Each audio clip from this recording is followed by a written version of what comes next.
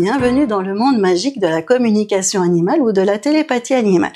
Aujourd'hui, je vais vous partager une anecdote, une séance que j'ai réalisée avec un lémurien de Madagascar. Mais en attendant, n'hésitez pas à cliquer sur le lien en dessous de la description pour recevoir une masterclass gratuite, à cliquer sur le pouce ou à vous abonner si vous avez envie d'être tenu au courant de la sortie des prochaines vidéos. Alors, qu'est-ce qui s'est passé avec ce lémurien de Madagascar?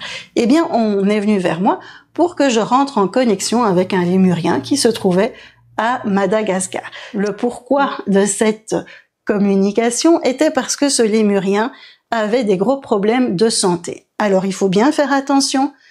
En télépathie animale ou en communication animale, tant qu'on n'est pas vétérinaire, on ne peut pas donner de pronostic de santé. On peut donner des pistes de ce que l'animal peut transmettre comme information.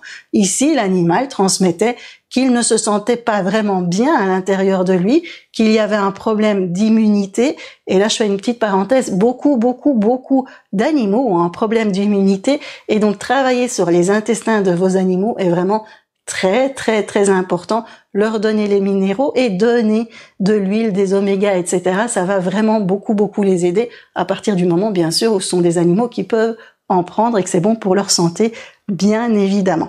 Ici, ce lémurien se plaignait de manquer de minéraux, se plaignait de manquer d'immunité et aussi se plaignait d'avoir une très mauvaise cicatrisation. Mais à côté de ça, émotionnellement, il était super stressé. Et c'était une problématique parce que, en fait, ce lémurien venait d'un zoo.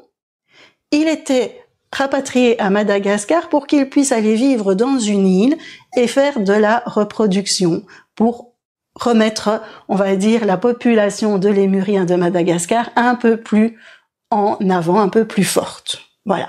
Mais ce lémurien, en fait, était stressé d'être dans des grands espaces. Et ça ne lui convenait pas. Il avait vécu tout le temps dans des zoos, et tout à coup se retrouver dans un grand espace était stressant pour lui, et demandait d'être dans des espaces beaucoup plus restreints et d'être vraiment caché de tout stimuli négatif, donc de toute chose qui pouvait lui faire peur.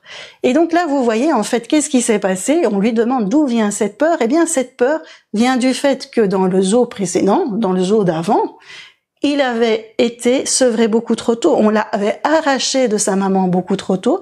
Il n'avait pas reçu les codes lémuriens, on va dire. C'était un lémurien super sensible. On l'a arraché des bras de sa maman. On l'a mis avec d'autres singes, je ne sais pas lesquels, et il s'est fait attaquer. Et ça a été catastrophique. Il s'est renfermé à l'intérieur de lui et il est rentré dans son stress. Alors ici, pourquoi je vous raconte tout ça? Bien, pour que vous voyez un petit peu ce qu'est la vie de certains animaux. Je sais que vous vous en rendez bien compte, bien évidemment, mais aussi parce qu'on a des croyances. On se dit, on va sortir ce lémurien du zoo, on va le mettre dans un environnement qui va lui correspondre, mais beaucoup plus que le zoo. Et en fait, comme il est déjà stressé à la base, le mettre dans un environnement beaucoup plus grand le stresse encore plus. Donc là, il faut vraiment pouvoir être à l'écoute de l'animal, pouvoir comprendre que même si on pense que c'est beaucoup mieux pour lui comme ça, eh bien, au final, parfois, ça ne correspond pas, ça ne convient pas à l'animal. Et donc là, quand on veut faire de la télépathie animale, il faut beaucoup travailler sur ses croyances, parce que ici, on croit que être sur une île à Madagascar est vraiment quelque chose de génial pour l'animal, et au final, non. Mais si on est bloqué dans nos croyances, eh bien, alors on ne reçoit pas le message de l'animal et on ne peut pas aider l'animal.